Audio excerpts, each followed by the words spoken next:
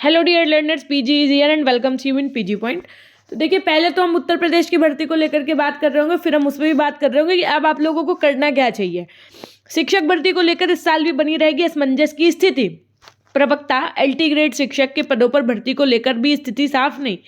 UPPSC के वर्ष 2024 के कैलेंडर में भी नहीं मिल रही जगह। कहीं पे आप देखिए, आपको एलटी ग्रेड कहीं पे ये नहीं दिखाएंगे कि कितनी तारीख को पेपर होगा, और लास्ट में उन्होंने सिर्फ ये जोड़ दिया है अपनी उसमें कि ये सरकार के शासनादेश द्वारा जारी होगा। ठीक है, बीते साल की तरह इस वर्ष भी राजकीय विद्यालयों और महाविद्यालयों में शिक्षक भर्ती को लेकर असमंजस की स्थिति बनी रहेगी। रिक्त पदों का अधियाचन मिलने के बावजूद उत्तर प्रदेश लोक सेवा आयोग यूपीपीएससी भर्ती कब शुरू करेगा, ये अभी तक साफ नहीं हो सका है। वर्ष 2023 की तरह इस साल के कैलेंडर में भी इन भर्तियों को जगह नहीं मिल सकी। पिछले साल अभ्यर्थियों ने राजकीय विद्यालयों में प्रवक्ता एलटी ग्रेड के पदों पर भर्ती के लिए आयोग में 2 दर्जन से अधिक बार धरना प्रदर्शन किया और ज्ञापन सौंपा। हर बार अभ्यर्थियों को बताया गया कि समकक्ष अर्हता का निर्धारण नहीं होने की वजह से इन भर्तियों का विज्ञापन रुका हुआ है। पूरा साल बीत गया, लेकिन शासन स्तर के समकक्ष अर्हता का निर्धारण नहीं हो सका और भर्तियों को लेकर असमंजस की स्थिति है।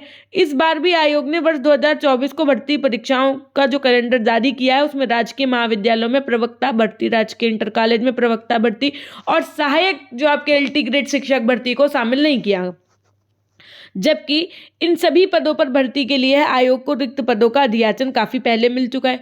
अब आयोग की ओर से कहा जा रहा है कि राजकीय डिग्री कॉलेजों में प्रवक्ता भर्ती की स्क्रीनिंग परीक्षा से संबंधित प्रस्तावित नियमावली के शासन द्वारा प्रख्यापित किए जाने के बाद इसकी परीक्षा तिथि घोषित की जाएगी। वहीं प्रवक्ता जीआईसी एलटी ग्रेड खंड शिक्षा अधिकारी के पदों की समकक्ष अर्हता निर्धारित होने के कारण ये भर्तियां कैलेंडर में शामिल नहीं हो हैं और इनकी परीक्षा तिथि के बाद भी घोषित की जाएंगी।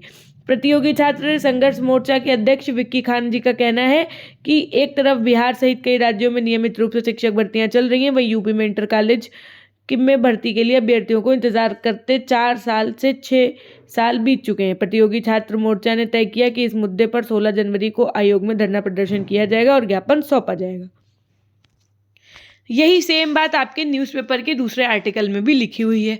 अब आप ये समझ लीजिए कि ऐसे ही करते करते फिर से कहीं पूरा साल ना निकल जाए जैसे आपका 2023 निकल गया, क्योंकि 2023 में एक बहुत बड़ी उम्मीद थी कि भर्ती की प्रक्रिया अच्छे से होके और या ये भर्ती की प्रक्रिया पूरी की जाएगी। ठीक, लेकिन ये 2023 की बात भी चली गई। अब ये 2024 का आप ये मान के चलो जनवरी भी चला जाएगा ऐसे ही।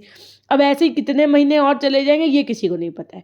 तो फिर मैम करें क्या, अगर सरकारी नौकरी के पीछे बैठे रहें क्या? हमने कहा फिर आप करिए DSSB की तैयारी। ठीक, उसके अलावा आपके पास ऑप्शन है बिहार शिक्षक भर्ती का। बिहार शिक्षक भर्ती का कैलेंडर जारी हो चुका है। अगस्त में फिर से वैकेंसी आएगी। DSSB के 5000 पद आपके 8 मार्च तक फिल किए जाने एग्जाम फॉर्म, है ना। तो कहने का आशय हमारा आपसे ये है कि किसी एक वैकेंसी के लेकर के मत बैठो कि हम करेंगे तो अपने ही राज्य में करेंगे वरना नहीं करेंगे, या फिर अभी कहने में बहुत खराब लगेगा लेकिन आपको सुनने में भी बहुत खराब लगेगा और शायद आप यही कहो कि हमने इतना महंगा कोर्स सिर्फ इसलिए किया था।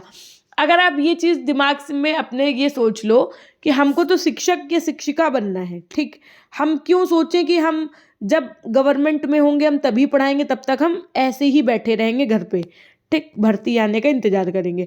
इस इंतजार में अगर बैठे रहेंगे तो जो झूठ नहीं बोल रही हूँ मैं, ये सच है। आप देखिएगा जो नॉलेज आपका है वो धीरे धीरे क्या होगा, खत्म होता चला जाएगा, र्यून होता चला जाएगा। तो फिर मैम क्या करें? हमने कहा तो फिर आप अपनी प्रिपरेशन भी करिए, लेकिन अगर आपके आसपास कोई बढ़िया प्राइवेट स्कूल है, ठीक है, तो वहाँ पर अपनी CV लगाइए, क्योंकि नया सेशन स्टार्ट हो रहा है फेब से। आपको पता है एग्जाम हो जाते हैं फाइनल वाले बच्चों के, क्योंकि बोर्ड परीक्षाएं फेब में शुरू हो जाती हैं। तो आप ये मान के चलिए मार्च में हर जगह सेशन शुरू हो जाता है।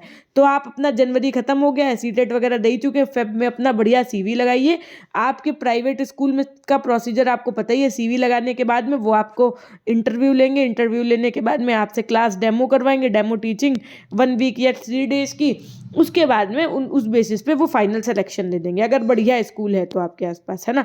तो आप अगर यहाँ पढ़ाएंगे तो उससे दो चीज़ें रहेंगी। पहला कि आपका सब्जेक्ट मजबूत और होगा, यानी कि आप उस चीज़ को पढ़ा रहे होंगे तो वो नॉलेज मेंटेन रहेगा। दूसरी चीज़ कि ऐसा नहीं है कि आप 6 घंटे स्कूल में पढ़ाएंगे तो आप और किसी चीज़ की प्रिपरेशन नहीं कर पाएंगे। आप नाइट में अपने लिए तब भी 4 घंटे 3 घंटे निकाल सकते हैं।